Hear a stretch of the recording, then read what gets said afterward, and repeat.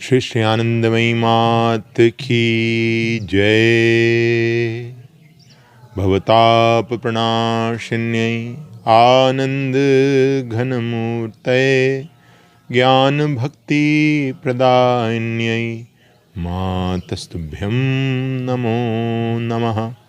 Matastubhyam Namo Namaha.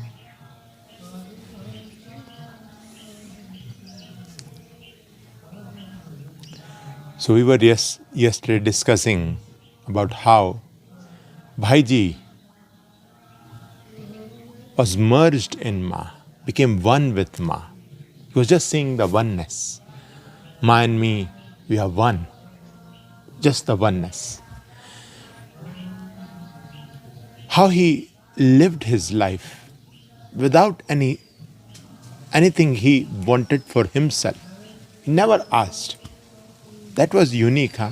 It's an example for all of us that how we should go on this spiritual path. He never asked, though he was having so many problems in his life. You know, his wife was completely against him going to Ma. The society, the friends, so many people, they were even blaming him that he is behind a woman. His character is not good. He was such a very high, respectable post person, and he was blamed, false blame for all such things. His health, we have heard how he was sick. Children were not supporting. No one in his life. All the odd conditions you can suppose were there. Still, he never asked Ma for all these things. He only asked Ma that, may I just be merged into you. May I feel this vastness, the shunya, the void. That's what he wanted. Nothing else he wanted. And exactly that's what Ma gave. Ma used to give this example. She would say, when the mother is willing to work and the small baby is crying, so she would give some food to the baby. So the baby is engaged in eating, enjoying the food, and she is till the time she is working. Then again the child will cry. So the mother will come again, give something else or some toy or something to play, so that the child is busy in this all things. So this is how Divine Mother also keep us busy. If we have this desire, that desire, she keep on giving. Okay, you have this suffering, take this thing. You will be happy. Just be happy. So we should really think. And then what Ma said? She said, when mother is going to take that baby on her lap, only and only when the child doesn't want anything other than her. No matter what mother gives, all the toys, they doesn't seem pleasant. All the food, nothing of this world. Then and then only she comes, drop all her work and left the baby on her lap. So that's how Ma said. Till the time we are asking for this or that, till the time we doesn't come in the state of Bhaiji, that I don't want anything, Ma, only you. Nothing else. Till the time Divine Mother doesn't gives herself to us. I remember one incident from Tanmayananji, Swami Tanmayananji's life. His previous name was Hiruda. So he came very early, in his very childhood to Ma. And he was serving Ma. And he was completely renunciate. He renounced all the, his family, everything. But there was something in his heart, he was always feeling this sadness, that I could not really personally touch Ma. I cannot personally serve her. Because only the didis were there, only the ladies were allowed.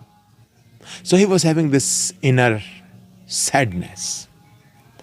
And nothing nothing you can hide from Ma. So she read this feeling from this Hiruda. And then she started like literally giving him all the best clothes. When somebody offered her, she would give him the silk clothes. This was the only person who was getting all the best. She would give her sweets, those people, and he was feeling so happy. Many times he would feel like, wow, my punya, my previous life deeds, I have done such good that Ma is giving me all this. On the other side, all the other saints, we have seen that. Even I've asked Swami Nirvananandji. He said that there was like so many people coming, and there was like so much sweets, so much fruit, so much everything was there, plenty. And in the night sometimes we would feel hungry, and we would ask Ma, we are hungry, in the expectation that Ma would give some sweets. So Ma would say, oh really? You are hungry? Okay, go and have some water and then sleep. So the brahmacharis and the sadhus were not allowed to eat the outside market things. And he was getting everything. He was so happy.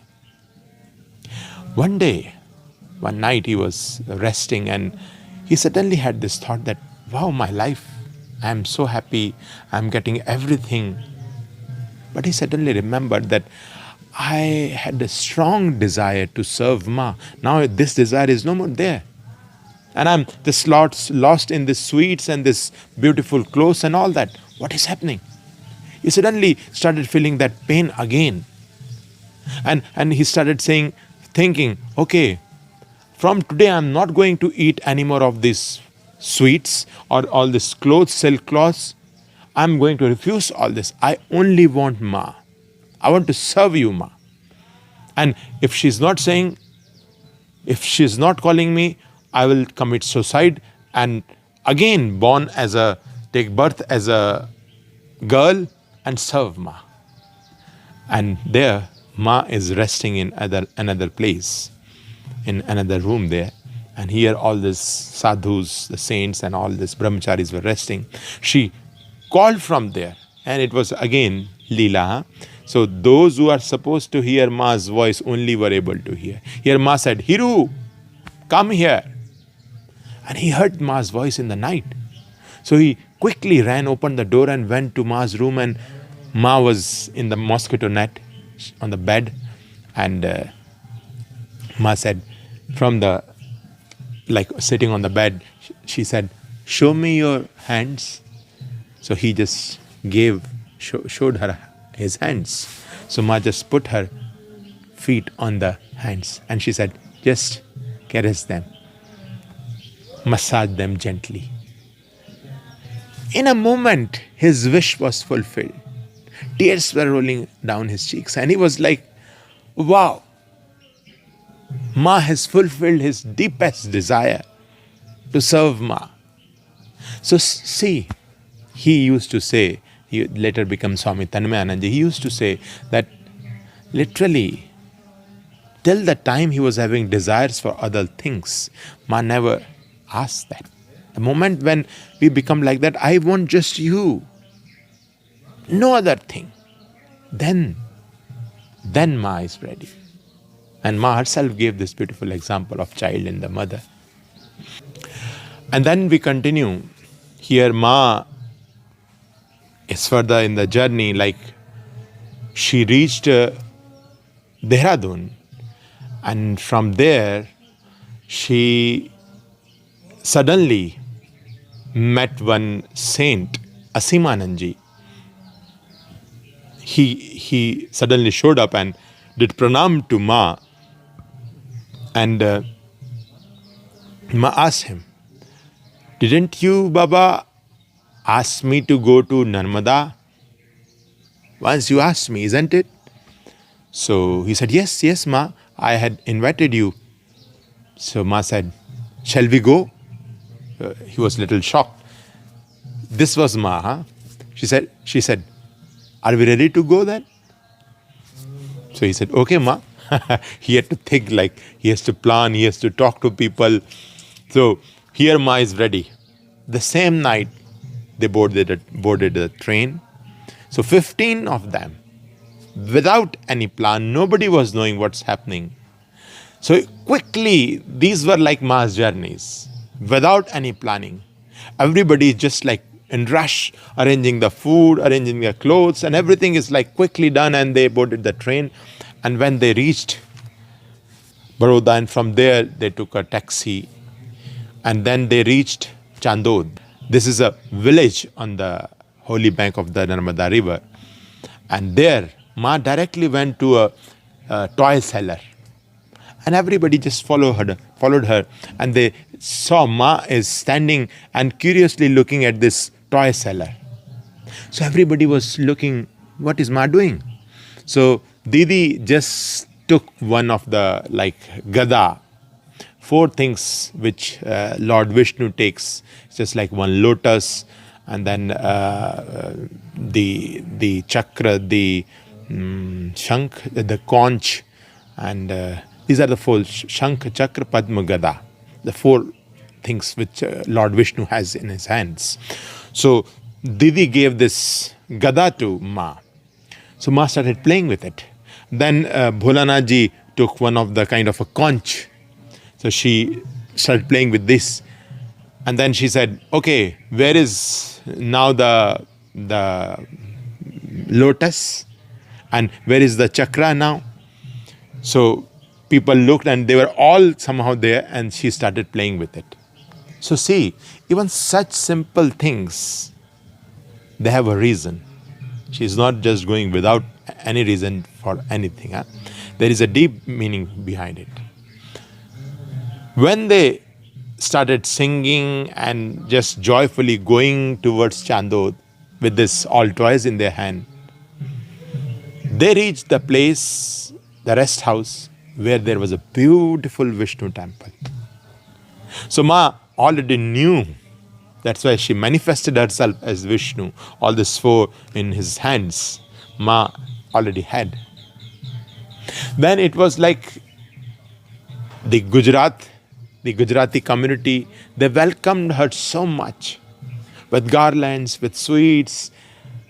And Ma was on the boat, and she had a very special khayal. Ma's father was also there with her, and he was singing melodious songs. And Ma had very special khayal. She looked at a beautiful banyan tree that later became Ma's ashram, Bhimpura ashram, very beautiful ashram on the banks of Narmada. So this stay, then Ma went to Ahmedabad, so many places in Gujarat. And like the spontaneous journeys from one place to another.